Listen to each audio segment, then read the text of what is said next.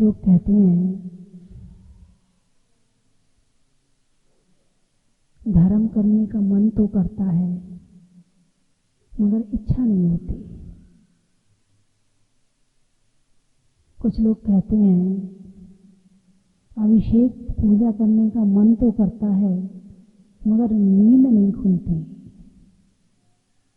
कुछ लोग कहते हैं मंदिर जाने का मन तो करता है मगर टाइम नहीं मिलता है।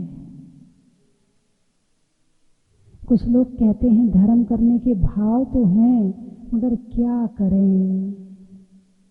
ये पता कौन कहता है? पता है आपको? अरे बोलिए ना। जहाँ चाह होती है वहाँ राह होती है। कभी आपने ऐसा सुना, अरे हम भोजन करने की बहुत इच्छा करते हैं मगर कर ही नहीं पाते हैं। हम खाना खाने की बहुत कोशिश करते हैं मगर खा ही नहीं पाते हैं। कभी ऐसा सुना किसी को कहते हुए? नहीं। कभी ऐसा सुना क्या करें सोने का टाइम ही नहीं मिलता है? ऐसा सुना किसी से? नहीं सुना। फिर टाइम मिल जाता है सोने का, घूमने का टाइम मिल जाता है, मोबाइल चलाने का टाइम मिल जाता है, सब चीज़ का टाइम मिल जाता है। टाइम नहीं मिलता है तो केवल भाव हैं मगर कर नहीं पा रहे हो। कारण क्या है? हैं? खाना हो जाता है, मकान बनाना हो जाता है। मकान बन रहा हो तो मकान बनाने के लिए टाइम निकल जाता है। दुकान जाना हो तो दुकान जाने के लिए टाइम निकल जाता है। शॉपिंग करनी हो तो टाइम निकल जाता है।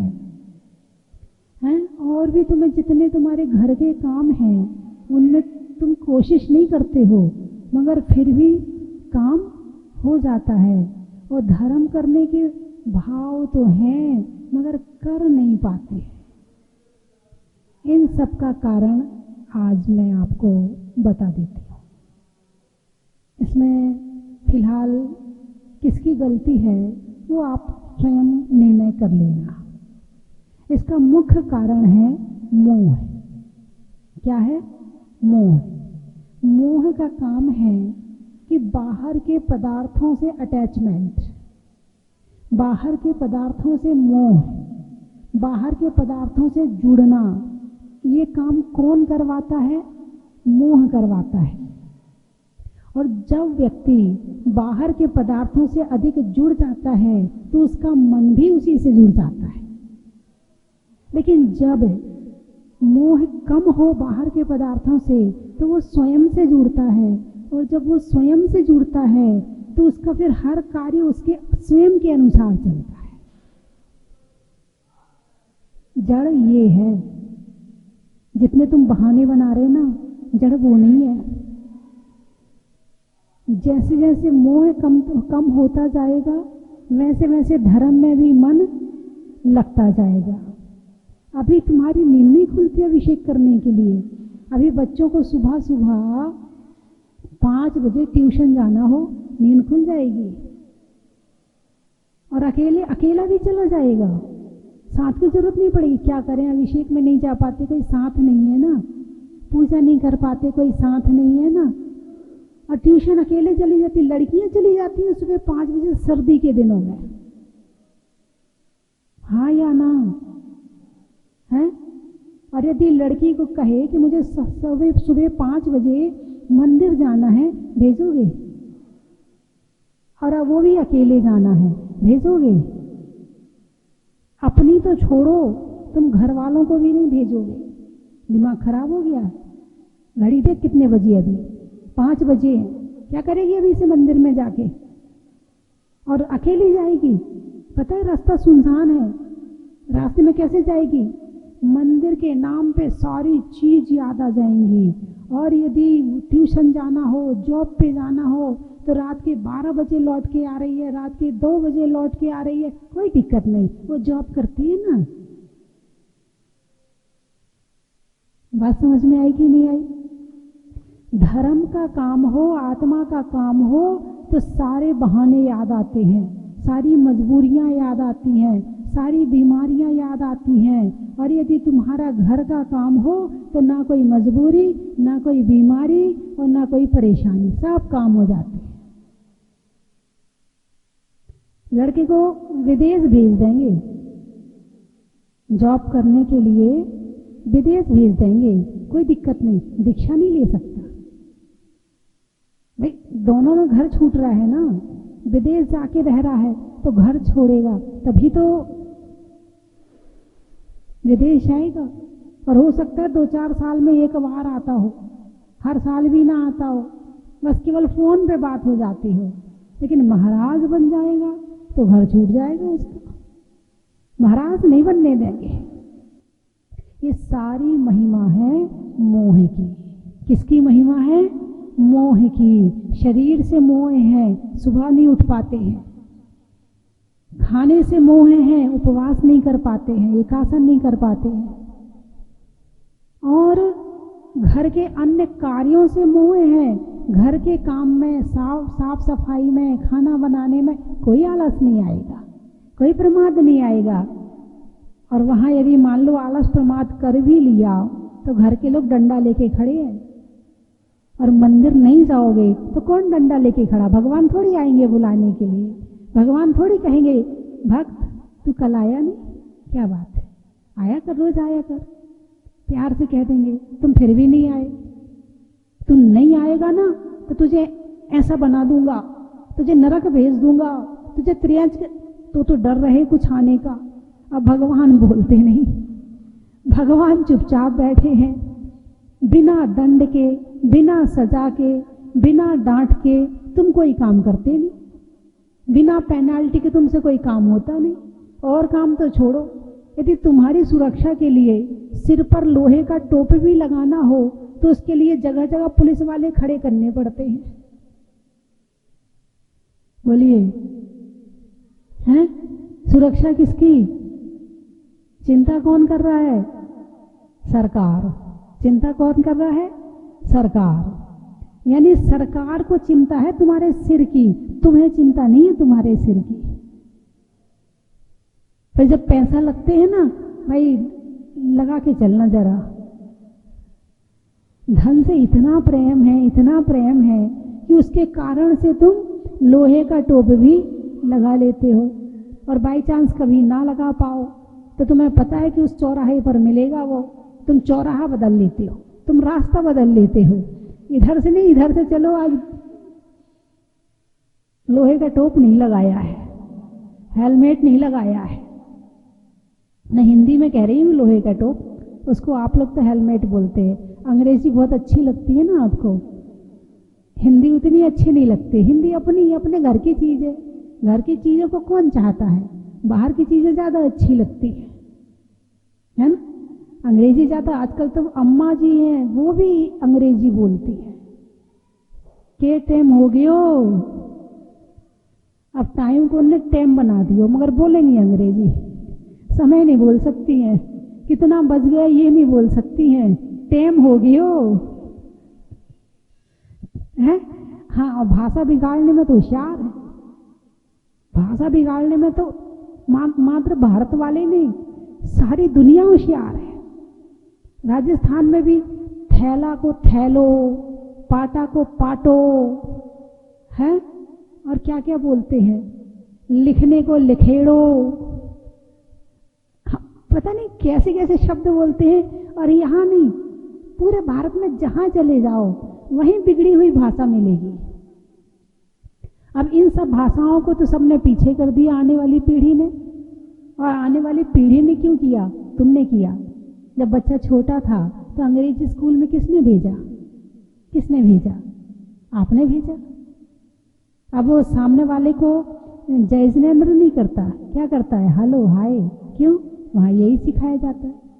क्रिश्चियन स्कूल में भर्ती करवा दिया, वहाँ कान पकड़ना सिखाया जाता है, तो बचपन से कान पकड़ने लगता है। हाथ नहीं जोड़ता है, कान पकड़ता है।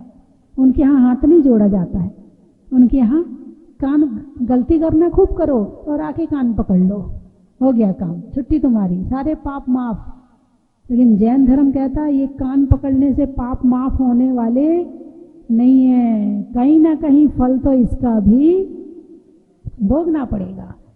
क्रिश्चियन स्कूल में भेज भेज के, वहाँ की पढ़ाई करवा करवा के, और उसके साथ वहाँ का धर्म और उनके दिमाग में आ गया। तुम तो पढ़ाते नहीं हो। मैंने देखा है, जब छोटे में देखा है कि क्रिश्चियन स्कूल था तो वहाँ इतवार को भी बुलाते थे और किताबें बांटते थे। वहाँ प्रार्थना करवाई जाती थी, आंख बंद करके प्रार्थना करवाई जाती थी, यीशु मसीह को याद करवाया जाता था, और उसके बाद उन्होंने क्या कहा है उसको सुनाया जाता था, और साथ में किताबें भी दी जाती थी। कभी आपने अपने बच्चे को ऐसी प्रार्थना घर में करवाई? कभी भगवान महावीर की ऐसी प्रार्थना आपने, बेटा आंख बंद करो और फिर सारा परिवार इकट्ठा होकर प्रार्थना गाए, प्रार्थना करे, कभी आपने ऐसे संस्कार अपने बच्चों में दिए? अब उनके अंदर संस्कार कहाँ से आएंगे? क्रिश्चियन संस्कार आ गए उनके अंदर, तुमने दिए नहीं, जिसने दिए उसके ले लिए, जिसने दिए उसके ले लिए। वो तो केवल एक कोरा कागज है, जो तुम लिख दोगे वो पढ़ने लगेगा। तुमने अपने संस्कार दिए नहीं, उसे आंख बंद करके कभी भगवान की प्रार्थना करवाई नहीं। नमोकार मंत्र भी सिखाते हो तो बच्चा कहीं मुंह में उंगली डाल रहा है, कहीं यहाँ देख रहा है, कहीं वहां देख रहा है, बोल नमोकार मंत्र। उसको ये भी नहीं सिखाया तुमने कि बेटा हाथ जोड़ के, आंख बंद करके, श्रद्धा के भाव के साथ में नमोकार मंत्र बोला जाता है। तुमने ये भी नहीं सिखाया। ये बात मैं इसलिए बता सकती हूँ आपको कि यहाँ पर जो बच्चे आते हैं उनसे मैंने कहा नमोकार मंत्र सुनाओ, तो एक बच्चा भी ऐसा नहीं आया जिसने हाथ जोड़ के नमोकार मंत्र सुनाया। और ये गलती उस बच्चे की नहीं है, तुम्हारी गलती है। तुम्हारी गलती है कि तुमने उसे हाथ जोड़ना भी नहीं सिखाया। जब तुम हाथ जोड़ना नहीं सिखाओगे तो कोई और कान पकड़ना तो सिखाई देगा। फिर बाद में कहोगे माता जी वो मानता नहीं है, माता जी वो नमोकार मंत्र नहीं पढ़ता, माता जी वो मंदिर नहीं जाता। तुमने संस्कार ही नहीं दिए, बचपन से बनाते उसको वैसा। वहां यीशु मसीह की शिक्षाएं सुनाई जाती हैं, कभी तुमने भगवान महावीर की शिक्षा अपने बच्चे को सिखाई है कि भगवान महावीर ने ऐसा कहा है, भगवान महावीर ने ऐसा कहा है? बात समझ में आई कि नहीं आई? अब बच्चा जब बड़े होके धर्म ना करे फिर टेंशन होती है। वो अभिषेक नहीं करता, वो मंदिर नहीं जाता, वो तो प्रवचन भी नहीं सुनता, वो तो ये भी नहीं करता। जब छोटा था और प्रवचन होते थे तो उसके कारण तुम भी प्रवचन में नहीं आते थे। यदि हम प्रवचन में जाएंगे तो वो भी जाएगा। अब वो प्रवचन में जाएगा तो वो तो सुन लेगा, उसे तो समझ में आ जाएगा, तुम्हें समझ में नहीं आएगा। बच्चों को ज्यादा समझ में आता है प्रवचन, और ऐसा समझ में आता है कि वो फॉलो भी करते हैं उसको। तो बच्चों को बचपन से ही, कम से कम वर्तमान में आपको पता है कि मेरा बेटा 8 साल, 10 साल, 12 साल का हो करके फिर ये हॉस्टल चला जाएगा। उसे 8-10 साल में ही इतने संस्कार दे दो, इतने संस्कार दे दो कि वो कहीं बाहर जाके अपनी संस्कृति, अपना धर्म ना भूले। और यदि आपने नहीं दिए तो जहां जाएगा, गंगा गए तो गंगादास और जमुना गए तो जमुनादास, जहां जाएगा वो सिखा देगा। फिर कोई कहीं और तीर्थ पे जा रहा, किसी और तीर्थ पे जा रहा, फिर जो दोस्त संस्कार देंगे फिर उन संस्कारों में हो जाएगा वो। फिर तुम बाद में दुखी होगे कि मेरा बेटा तो जैनी रहा ही नहीं। बंधुओं, आपके पास ऐसा नहीं कि टाइम नहीं है, आपके पास बहुत टाइम है, बहुत टाइम है आपके पास में, और आप इस टाइम का सदुपयोग बहुत अच्छी तरह से कर सकते हो। अभी भी कई बच्चे आके कहते हैं, बोले जो आपने प्रवचन में सुनाया ना, ये सब तो मैंने पहली बार सुना है, मेरी माँ ने तो कभी सिखाया ही नहीं, कभी बताया ही नहीं कि जैन धर्म इतना अच्छा है, जैन धर्म में इतनी अच्छी अच्छी बातें बताई जाती हैं, हमें तो पता ही नहीं था। किसकी गलती है? बोलिए, माता पिता की गलती है। और माता पिता चाहें तो अपने बच्चे को भगवान बना दें, और माता पिता चाहें तो अपने बच्चे को शैतान बना दें। जो बनाना है वो आपके हाथ में है। बच्चा कोरा कागज है, कोरा कागज में आप जो लिखोगे वो हो जाएगा। हाँ, ये बात अलग है कि आपको दोपहर में सोने से फुर्सत नहीं है, आपको मोबाइल चलाने से फुर्सत नहीं है, आपको पड़ोस में जाके अपने पंचायत करने से फुर्सत नहीं है। हाँ, महिलाओं का काम क्या है? अपने काम से फ्री हुए या तो सो गए, बच्चों को डांट लिया, होमवर्क कर ले, फिर तेरी टीचर की शिकायत आएगी, अपना काम कर ले। इससे ज्यादा नहीं है। स्कूल की पढ़ाई को इतना महत्व दिया कि उसने सोचा कि दुनिया में यदि सबसे ज्यादा महत्वपूर्ण कुछ है तो स्कूल की पढ़ाई महत्वपूर्ण है, इसके सिवा कुछ भी महत्वपूर्ण है ही नहीं है। तुमने धर्म को महत्वपूर्ण माना ही नहीं है, तुमने खुद नहीं माना है। जब तुम खुद नहीं मानोगी तो बच्चे को क्या सिखाओगे? बंधुओं, जीवन में धर्म है तो बच्चा हमेशा धैर्य और अपनी बुद्धि से अच्छा काम करेगा। जरूरी नहीं कि हर बच्चा 95% लेकर आए, जरूरी नहीं हर बच्चे के 95% आए, जरूरी नहीं है। कम से कम उसको इतना तो सिखा देना कि यदि 95% नहीं आए, 80 आ गए तो वो आत्महत्या ना करे। और ये शक्ति देगा धर्म।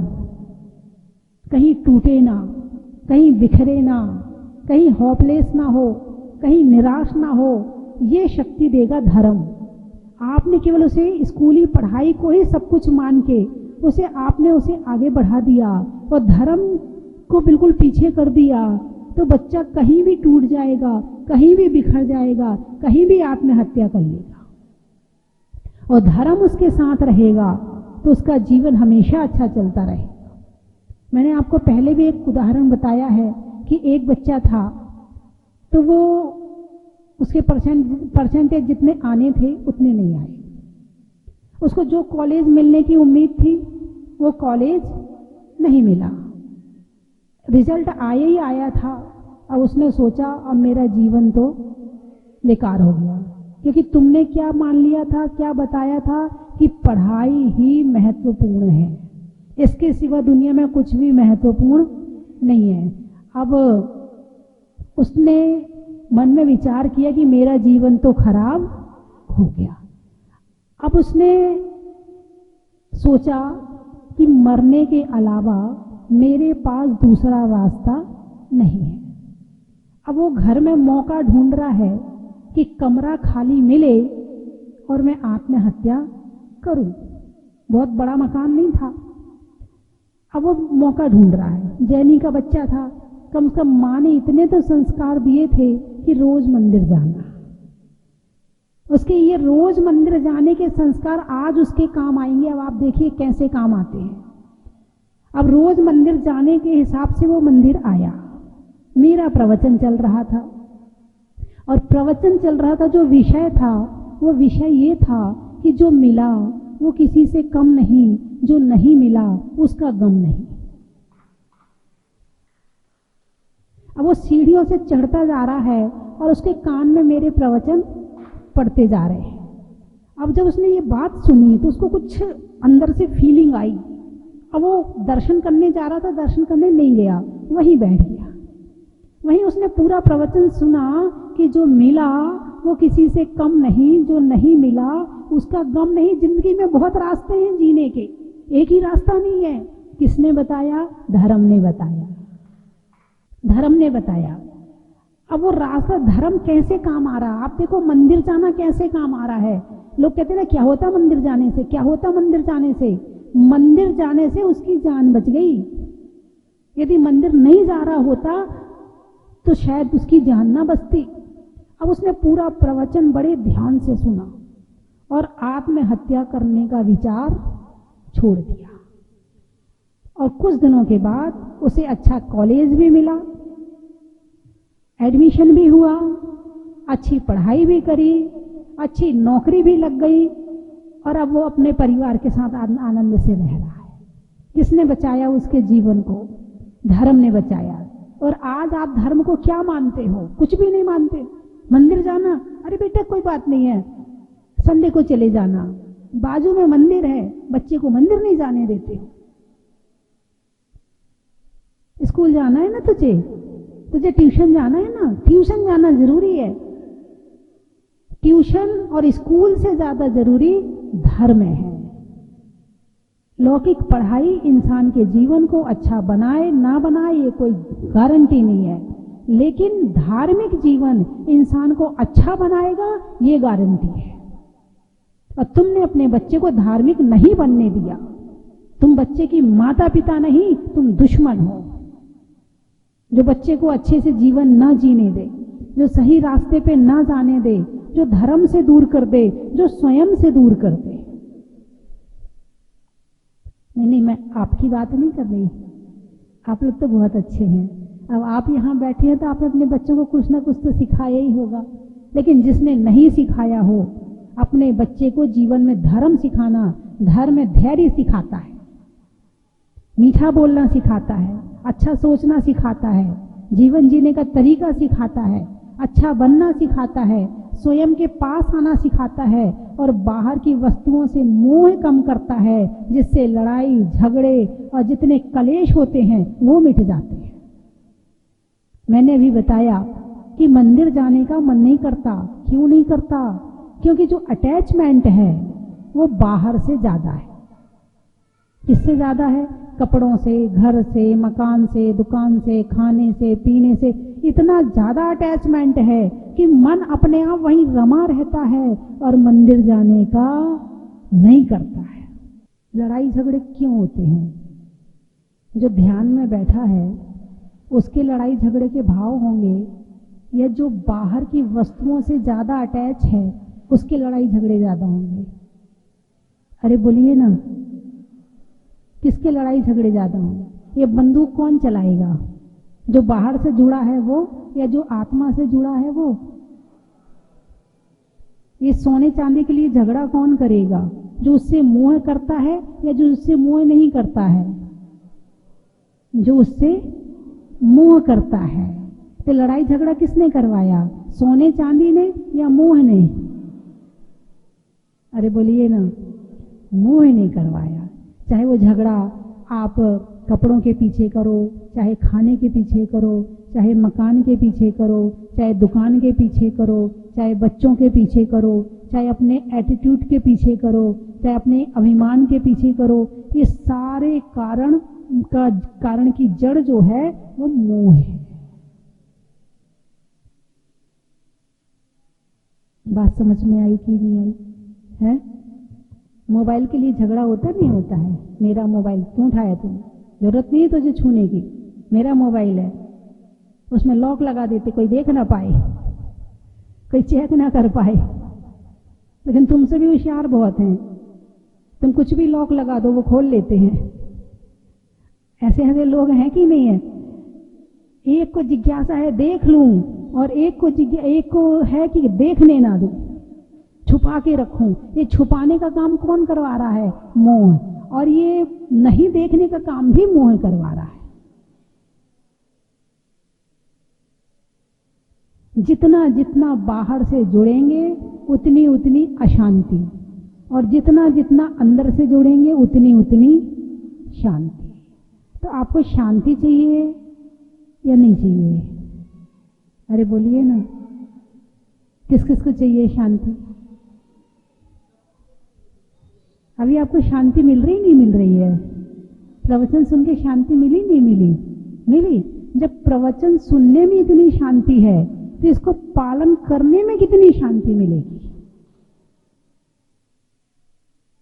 जब प्रवचन सुनने में आपको लग रहा है कि हाँ बिल्कुल सही कह रही माता जी, लेकिन यहां से उठते ही बाहर खड़ा है कौन? मोह बाहर खड़ा है। तुम जैसे ही जाओगे तुम पे चारों तरफ से अटैक करेगा, और तुम ये भी भूल जाओगे कि तुम प्रवचन सुन के भी आए हो सकता है कि बाहर निकलते ही झगड़ा हो जाए, बाहर निकलते ही लड़ाई हो जाए, हो सकता है किसी ना किसी बात पे। तुम भूल जाओगे कि माता जी ने भी प्रवचन सुनाया था। ये कौन इतना गहरा बैठा है ये मोह, इतना गहरा बैठा है जैसे किसी बच्चे की बहुत गहरी नींद हो, बहुत गहरी नींद हो, उसे उठा के बिठाओ, थोड़ी सी आंख खोलता है और जैसे ही माँ जाती है फिर सो जाता है। ऐसे ही थोड़ी देर के लिए प्रवचन में मैं आपको जगाती हूँ और फिर सो जाते हो। तो बंधुओं,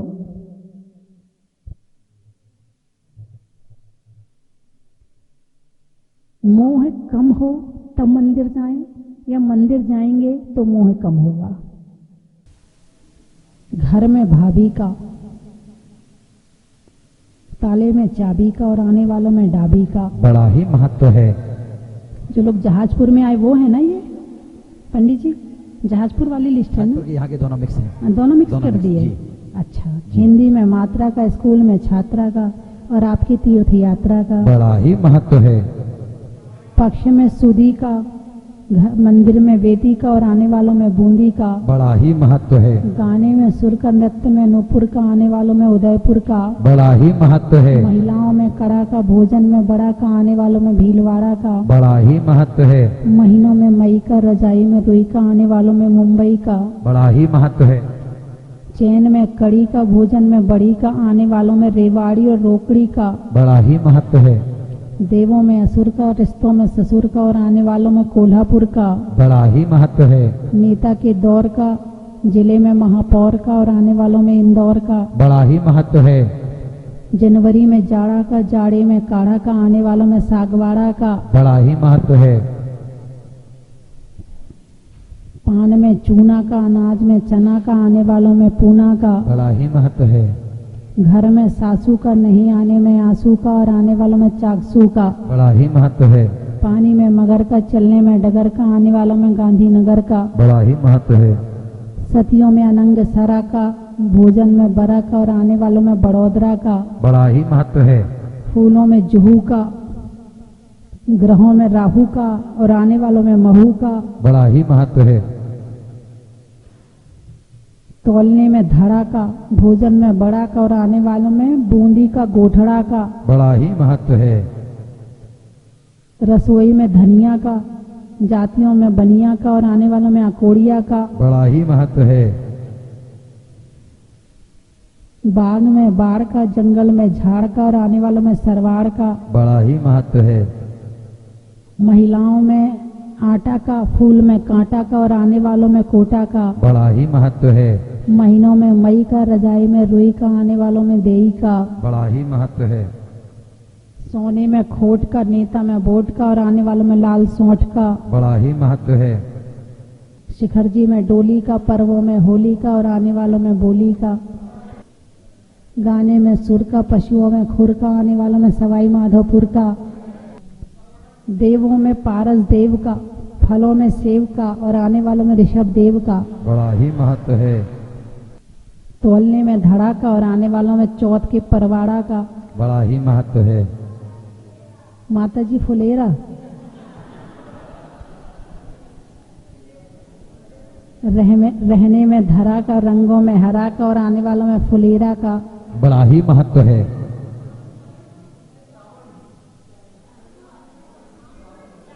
चावन, अच्छा, बुढ़ापे में दंड का, दंड यानी डंडा, बुढ़ापे में दंड का, पापों के खंड खंड का और आने वालों में चावंड का बड़ा ही महत्व है।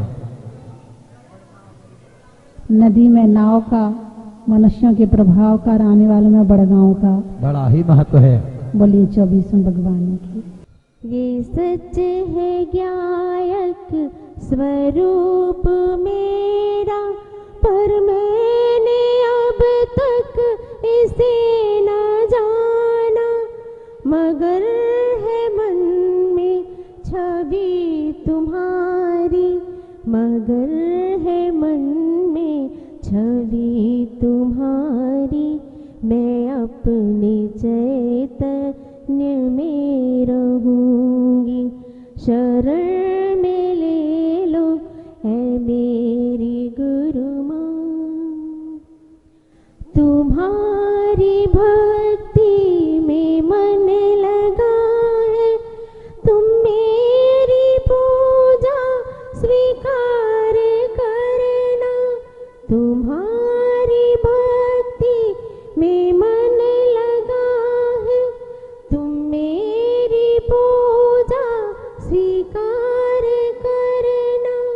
करुणा के सागर है मेरी गुरु माँ, तेरी शरण में मैं आ गई हूँ।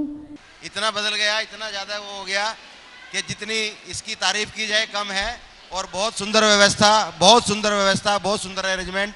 किसी भी चीज की पूजा पाठ में, रहने में, भोजनशाला वगैरह में, सभी में कर्मचारियों वगैरह की सभी की जो है बहुत अच्छी व्यवस्था है। और हम किसी में भी कोई कमी नहीं बता सकते कि आने के बाद में हम जैसे कहीं स्वर्ग के अंदर पहुंच गए हों, इस तरह का हमें अनुभूति होती है। जितना सुनाता जहाजपुर के बारे में उससे कई गुना अच्छा, अद्भुत। और मुनीश्वर भगवान के दर्शन करके मतलब आत्मा प्रसन्न हो गई। मध्य प्रदेश इंदौर के पास धार शहर से, जहां मानदुंगाचार्य भगवंत ने भक्तामर स्तोत्र की रचना की, ऐसी पावन धारा नगरी से इस जहाजपुर तीर्थ पर आने का हम सभी को बहुत बहुत सौभाग्य प्राप्त हुआ। और यह जो तीर्थ इतना निरंतर प्रगति कर चुका है, निरंतर प्रगति करता रहे, क्योंकि इस तीर्थ ने वो अकल्पनीय वृद्धि की प्रशंसा की है कि जो हमने सुना अभी कि वर्ल्ड रिकॉर्ड है। तो हम धार निवासी सभी ग्रुप वासी बहुत खुश हैं।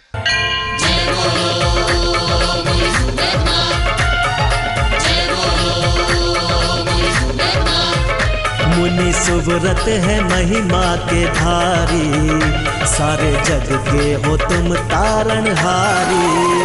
मुनि सुव्रत है महिमा के धारी, सारे जग के हो तुम तारणहारी। रूठी किस्मत संवर गई हमारी, जब से देखी ये मूरत तुम्हारी। रूठी किस्मत संवर गई।